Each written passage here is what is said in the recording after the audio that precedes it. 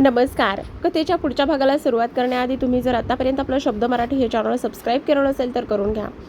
Swati आईबाबांचा photo पाहूनच रडत असते. तरीही सारंग तिला जवळ घेत नाही. ती त्याच्यावर नाराज होऊन रूमच्या बाहेर निघते आणि सारंगला राणीसारखा रागवल्यासारखं वाटतं. तो स्वतःशीच बोलत सोफ्यावर आडवा होतो. स्वाती किचनमध्ये जाते. श्रेया आणि तिची मैत्रीणसुद्धा तिथे कॉफी तयार करत गप्पा मारत बसलेले असतात. स्वातीला पाहून श्रेया म्हणते, गुड मॉर्निंग वहिनी, आणि जवळ येऊन हसतच विचारते, नाईट कशी गेली? स्वाती लाजते, कारण याशिवाय तिच्याकडे दुसरा पर्याय सुद्धा नव्हता. हां, वहिनी तर लाजली. बापरे, चेहरा कसा फुललाय चेहरा, श्रेया म्हणते. तर स्वाती श्रेया म्हणत चेअरवर बसते. वहिनी कॉफी घेणार का? नीता विचारते. अगं घेते का विचारते. कॉफी घेऊन वहिनीला आपल्या रूममध्ये घेऊन जाऊ, तिथेच सांगेल नाईट किंवा किती रोमॅन्टिक गेली. नीता म्हणते, ए गुड यार, तू ट्रे घे, मी वहिनीला घेऊन येते. श्रेया म्हणते, मला किचनमध्ये काम आहे, स्वाती सांगते. पण श्रेया म्हणते, वहिनी तुला काहीच किचनचं काम करायचं नाही. लता मावशी येणार आहे, ती बघेल सगळं, तू चल. नीता ट्रे घेते. श्रेया स्वातीचा हात पकडूनच तिला वर घेऊन जाते आणि रूममध्ये पोहोचून दरवाजा बंद करून घेते. वहिनी बस आणि कॉफीचा घोट घेत आम्हाला फर्स्ट नाईटबद्दल सविस्तर सांग, श्रेया म्हणते. श्रेया, तुझं लग्न झालंय, 2 मुलं आहेत तुला, तरी तू मला विचारतेस? स्वाती म्हणते, हे काही नाही, मला ऐकायचं आहे, श्रेया लाडीकपणेच म्हणते. तेव्हा स्वाती आणखीनच लाजलेली असते. वहिनी इतकी का लाजत होती ग? रात्री लाजण्या इतकंच वेळ घालवला असेल. थांब, मी दादालाच बोलावते, असं म्हणतच ती फोन करते. श्रेया, सारंगला नको बोलवूस, स्वाती घाबरतच म्हणते. आता तोच सांगणार आहे, मला तर रात्रीचा हिशोब पूर्णच करायचा आहे, असं म्हणतच श्रेयाने सारंगला कॉल केलेला असतो.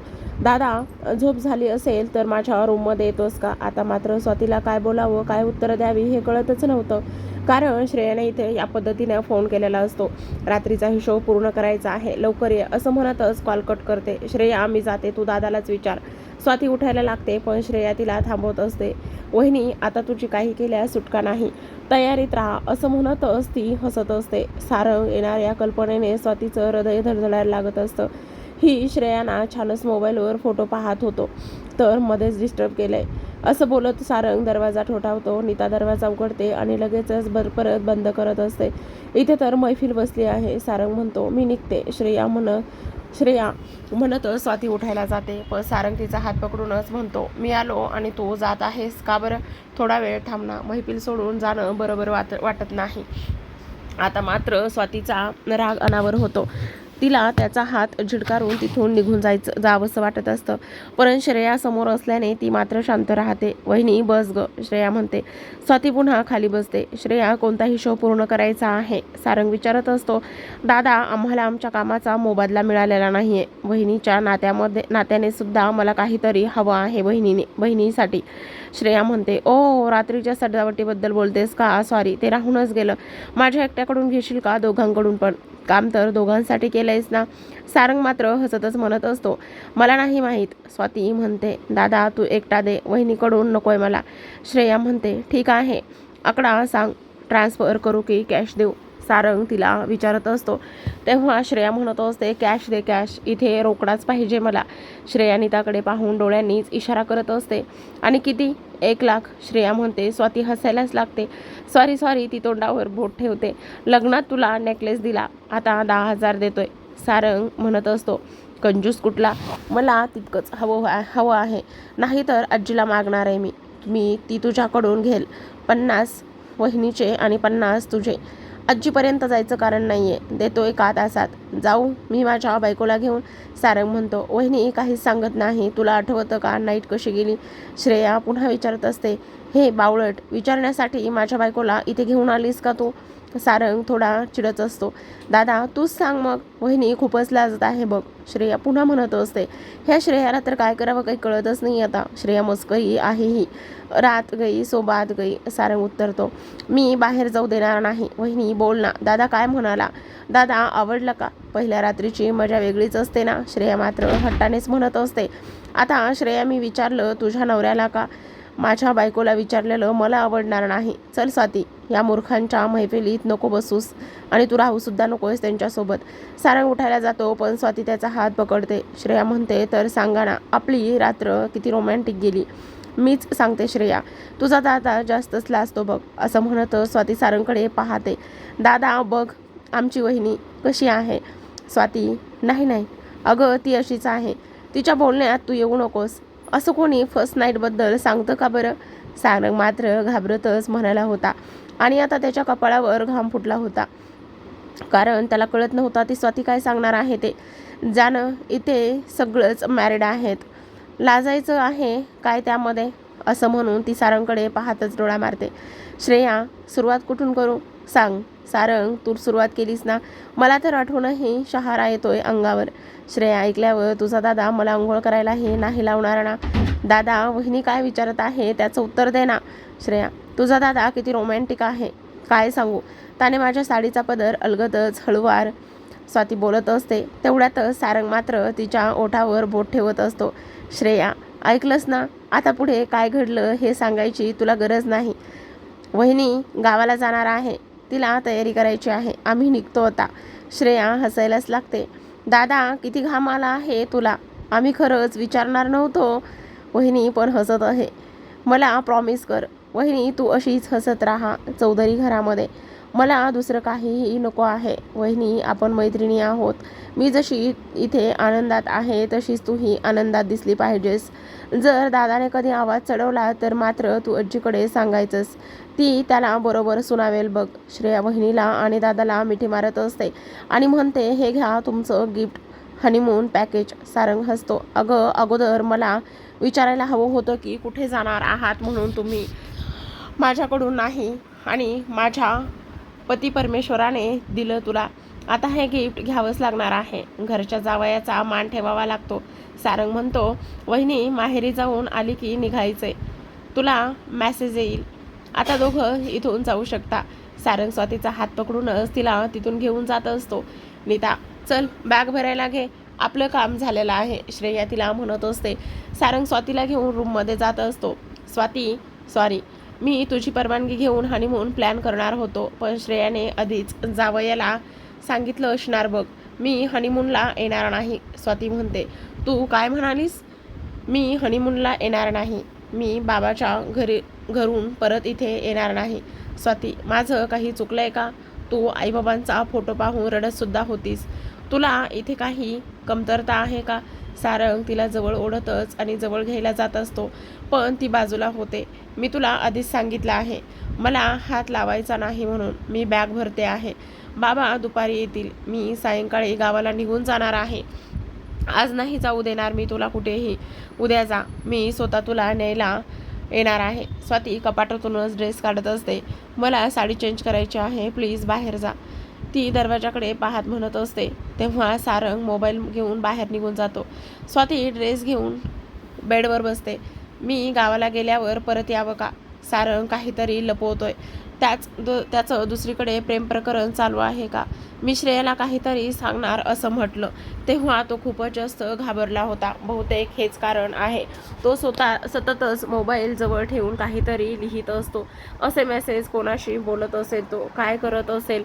स्वातीच्या मनात विचारांची मात्र वादळ सुरू झालं होतं. तिला कळत नव्हतं हे सगळं काय आहे. नेमका सारंग कसा मुलगा आहे, तो काय करत आहे आणि मला तो फसवत तर नाही ना. माझ्यासोबत लग्न करून सुद्धा तो माझ्यापासून एवढं अंतर ठेवून का बरं राहत आहे. लग्नाच्या पहिल्या रात्री सुद्धा त्यानं असं का वागला माझ्यासोबत. एक ना अनेक प्रश्न तिच्या मनात सुरू होते. सारंग शॉपला जाण्याची तयारी करतच होता. आरशासमोर उभा राहून परफ्यूम मारत असतो. स्वाती खरंच नाराज झाली का. ती मस्करी करत असेल. श्रेयासोबत खूप छान बोलत होती. नाही, तिला नाराज नाही करता येणार, पण मी काय करू म्हणजे तिचा राग जाईल. आज रात्री काहीतरी स्पेशल माझ्या राणी सरकारांसाठी. सारंग चौधरीची बायको आहे. तो स्वतःला आरशात पाहूनच हसत असतो आणि डोळ्यात लेन्स लावतो.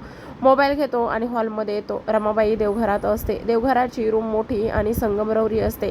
मध्यभागी अंबाबाईची प्राणप्रतिष्ठा केलेली असते. देवीला रमाबाई रोज साडी चोळी लावून नथ, मंगळसूत्र, मोठ्या मण्यांची एकदाणी, कारल्यांच्या मण्यांचा सर असे सोन्याचे दागिने घालून सजवते. देवीचे डोळे चांदीचे, कानात मोठे कुंडल, डोक्यावर मुकुट असतो. रोज देवीला हार घालून समोर हिरव्या बांगड्यांची ओटी ठेवून मनोभावे आरती केली जाते. सारंग देवघरात जातो. देवीला हळदी कुंकू लावतो, फुले वाहतो आणि पाया पडत असतो. ग्रँडमा, झाली का आरती, तुझीच वाट पाहत असतो मी. स्वातीला बोलवून आण. सारंग किचनकडे जातो. स्वाती, आजी बोलवत आहे, देवघरात चल. आरती का करत असेल आजी, पूजा करून घे, स्वाती म्हणते. स्वाती सारंगच्या मागे देवघरात येत असते. सारंग, तू आणि स्वाती आज आरती करा, आजी म्हणाल्या. स्वाती सारंगकडे पाहते आणि देवीला हळदी कुंकू लावत असते, फुलं वाहते आणि त्याचबरोबर आरतीचा दिवा लावून घेत असते. आजी घंटा घेऊन टेबलावर बसलेले असतात. स्वाती आणि सारंग आरतीचं ताट घेऊन हातामध्ये उभे असतात. सारंग तिच्याकडे पाहून हसत असतो, पण ती त्याच्याकडे काही पाहत नाही. आरती करून झाली. स्वाती पाणी फिरवते आणि देवीला आरती देते.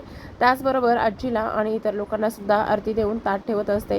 सारंग आरती घेतो. स्वाती प्रसाद देवीजवळ ठेवून आजींच्या पाया पडते आणि जायला निघते, पण आजी तिला थांबायला सांगते. सारंग, तू जा, मला स्वातीसोबत थोडंसं बोलायचं आहे. सारंग देवघरात जातो, पण आजी काय बोलणार आहे किंवा याचा विचार करतच तो किचनमध्ये येऊन चेअरवर बसलेला असतो. बस चटईवर, आजी म्हणते. स्वाती चटईवर बसते. बेटा, तू खुश आहेस ना? आजी, असं का विचारताय तुम्ही? असं पहिल्या रात्रीनंतर लगेचच तू गावाला जात आहेस. तुझ्या डोळ्यात पाणी दिसलंय मला. सारंग नाराज आहे का? नाही आजी, गावाला तू मनसोक्त राहा. बाबा म्हणेल तेव्हा फोन कर, मी सारंगला पाठवते तुला न्यायला. जाताना बसने जाणार का? गाडी आणि ड्रायव्हर पाठवू? आजी, बसने जाते मी, मला सवय आहे. स्वाती, माझ्या सारंगला सांभाळून घे, बाकी काही नकोय मला. आणि लवकरच मला नातवंड पाहायचं आहे, म्हणजे मी डोळे मिटायला मोकळी. आजी, अगं आत्ता वय झालं आहे माझं, पण तुला बघितल्यावर नातवंड पाहण्याचा मोह काही आवरत नाही बघ माझा. तुझ्यासारखी सुंदर सून मिळाली म्हणूनच मी भरून पावले. गावाला गेल्यावर सारंग आणि न मिळून देवीची ओटी भरून या. देवीने माझी एक इच्छा लगेचच पूर्ण केली. मंदिरात तुझी भेट घडून दिली. तुला पाहताच ठरवलं, चौधरी घराण्यांची सून म्हणूनच तूच योग्य आहे. सारंगने तुला पाहताच होकार सुद्धा दिला होता. सारंगचा स्वभाव थोडासा खोडकर आहे. तो कोणाचीही मस्करी करत असतो बघ, मनावर घेऊ नकोस. बाबा दुपारी येणार आहे, पाहणारच. पाहुणचार व्यवस्थित कर. मावशी स्वयंपाकाला आहे, पण आता तू ठरव काय करायचंय ते, असं म्हणून आजी स्वातीला हात पुढे करायला सांगते. आजी हातात चाव्या देतच म्हणत असते, आजपासून ही जबाबदारी तुझी आहे. आजी, मला येऊन 7च दिवस झालेले आहेत. आईला ही जबाबदारी द्या, म्हणजे तिच्या सासूबाईला माझ्याकडून इतकी मोठी जबाबदारी सांभाळली जाणार नाही. आज ना उद्या तुला सांभाळावं लागणार आहे सर्व काही. आम्ही आहोतच तुझ्या मदतीला. हा मान तुझाच आहे. या घरात प्रत्येकाला काही ना काही जबाबदारी आहे. या चाव्या सारंगच्या शॉपच्या व्यवहाराच्या आहेत, म्हणून चाव्या तू ठेव. सारंगला गरज पडली तर तू दे, बाकी काही नाही. तुलाही आता त्याच्या व्यवहारात लक्ष द्यावं लागणार आहे. आजी, लागणार? कधी शॉपला जावं लागणार? आज मी शॉपला जाऊ? हो, कधी कधी स्वातीसुद्धा येणार. ठेव चाव्या. सारंग शॉपला जाणार होता तेव्हा रोज हसत मुखाने पाठवायचं. स्वाती आजींच्या पाया पडते आणि किचनकडे जात असते. मावशी स्वयंपाकाला आलेली असते. स्वातीताई, आज सुनेच्या हातचं गोड करणार का? हो, मी विसरले होते. तू गॅसवर दूध ठेव आठवायला. स्वाती बासुंदी करणार आहे. स्वाती, बासुंदी करशील? आज चुलीची पूजा आहे, म्हणूनच गोडसुद्धा तू थोडंसं करून घे. आई, मी स्वयंपाक बनवते, मला येतो स्वयंपाक करायला. हो, आम्हाला माहिती आहे. तू हनीमूनहून परत आल्यानंतर करशील आणि लता मावशीला सुद्धा सोबत घेऊन. आई, हे घ्या, माझ्याकडून ही जबाबदारी नाही पेलणार.